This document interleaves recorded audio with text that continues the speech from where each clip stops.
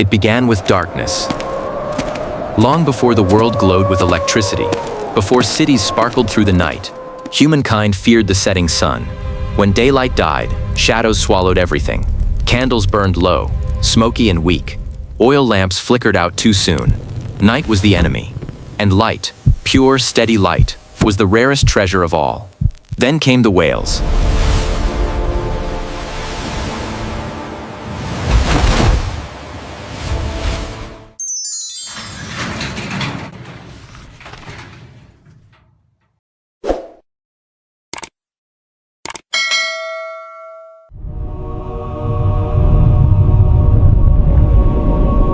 Colossal, mysterious creatures that moved like mountains beneath the sea. To the world of the 18th and 19th centuries, they were not just animals, they were fortune itself. In their massive heads lay the clearest, brightest oil ever known. It was said that a single whale could light thousands of homes, and so began one of history's strangest gold rushes, not for metal or jewels, but for oil drawn from the deep. A liquid wealth that would illuminate the world and drench it in blood. It started quietly, on cold Atlantic coasts. In New England, small fishing villages watched the horizon for spouts of vapor. Men who once fished for cod turned their eyes to the giants that roamed the open sea. Whaling began as survival, a dangerous but rewarding trade, but soon it became obsession. Ships grew larger, voyages longer, and fortunes, unimaginable fortunes, began to rise from the foam of the oceans. By the early 1700s, the hunt was global. From Nantucket to the Azores, from the Arctic to the Pacific, whalers sailed out for years at a time. They braved storms, ice, and endless waves for one thing: whale oil, the lifeblood of civilization's light. Inside a whale's skull lay spermaceti, a crystal-clear oil that burned with a bright, smokeless flame. It was clean, steady, and precious, the luxury fuel of kings, lords, and the rising merchant class. Before coal, before petroleum, whale oil was power.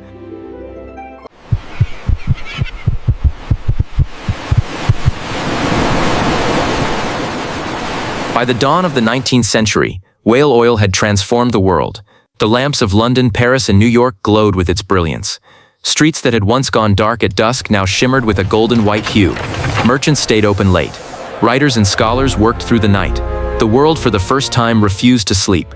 In grand houses, chandeliers glittered with dozens of small flames fed by whale oil. The wealthy dined and danced under the light of death, light drawn from the hearts of the ocean's greatest creatures. Spermaceti candles became symbols of refinement. They burned evenly, without smoke or odor, and their glow was softer than anything humanity had known. In parlors and drawing rooms, people marveled at the wonder of science, never thinking of the men or the whales that made it possible.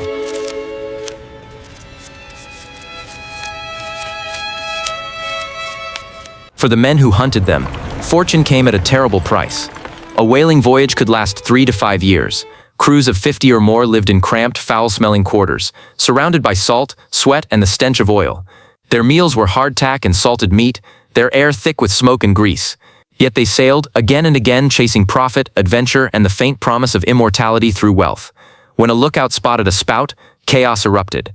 "There she blows," he would cry, and the chase began. Small open boats were lowered into heaving seas, men rowing toward a living monster the size of a ship. A single flick of its tail could splinter their craft, yet they drove their harpoons deep. Blood turned the waves red.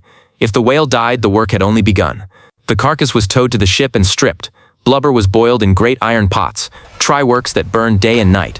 The smell was unbearable, the decks slick with oil and ash. Smoke poured into the sky as men rendered life into profit. To the whalers, the ocean was a ledger, and every whale was a line of gold. But to the sea itself, it was a wound that would never fully heal.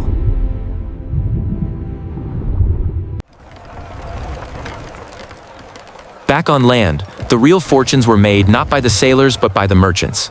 Whale oil was shipped in great wooden barrels, traded in ports from Boston to London, Amsterdam to Shanghai. It fueled lamps, lubricated machinery, and even served as the base for fine cosmetics. The world's first global energy market had been born. Nantucket, once a small island of fishermen, became a capital of commerce. Elegant mansions rose along its streets, built with whale money, polished mahogany doors, imported marble, and chandeliers dripping with whale light. The wives of whalers wore silk gowns, waiting for husbands who might never return.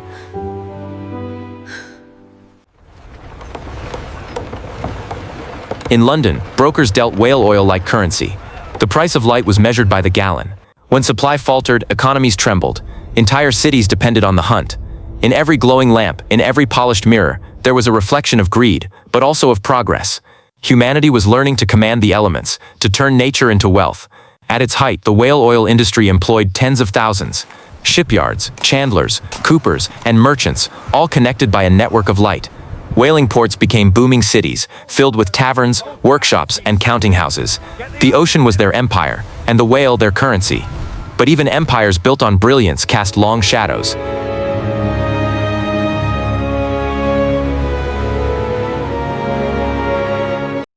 As the demand for oil grew, whales became scarce, voyages grew longer, and the dangers multiplied. Ice claimed ships in the Arctic, scurvy and disease took men by the dozens. And still they sailed, because as long as the world burned whale oil, there was money to be made. It was a paradox.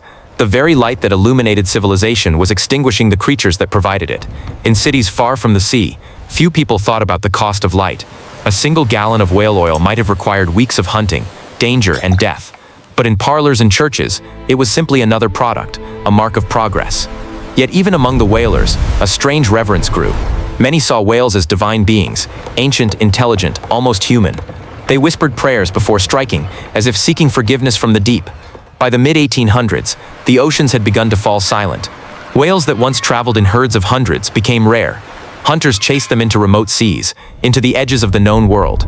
The wealth continued, but its foundation was cracking. In 1859, a discovery in Pennsylvania would change everything. Petroleum. From the ground, not the sea, came oil.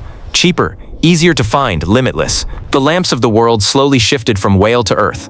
Almost overnight, fortunes built on whales began to fade. Ships were left to rot in harbors. Try-works went cold. Towns that once echoed with the sound of hammers and bells fell silent. Some saw it as tragedy, others as mercy. For the first time in centuries, the ocean began to breathe again. But the legacy of the whale oil age remained. The idea that nature could be harvested, industrialized, and transformed into global wealth. Humanity had learned that the world itself was a resource, one that could make men rich or ruin them.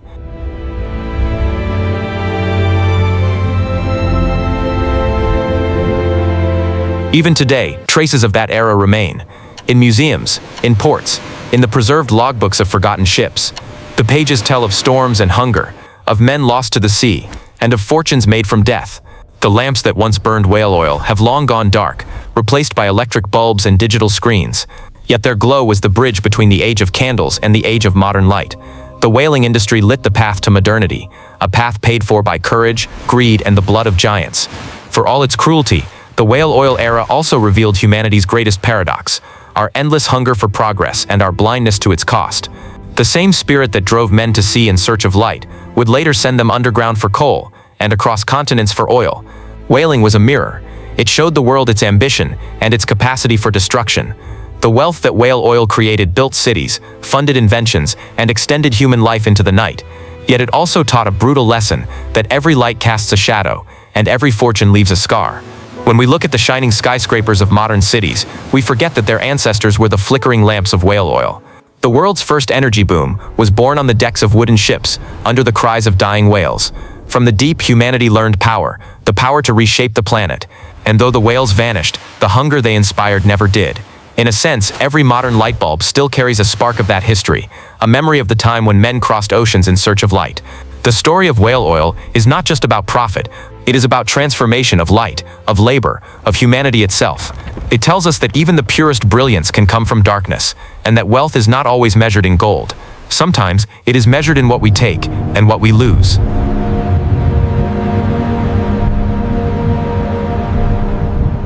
For centuries, the world burned with the light of the whale, a light drawn from life itself. Now, as we gaze into our electric age, the sea still holds its silence.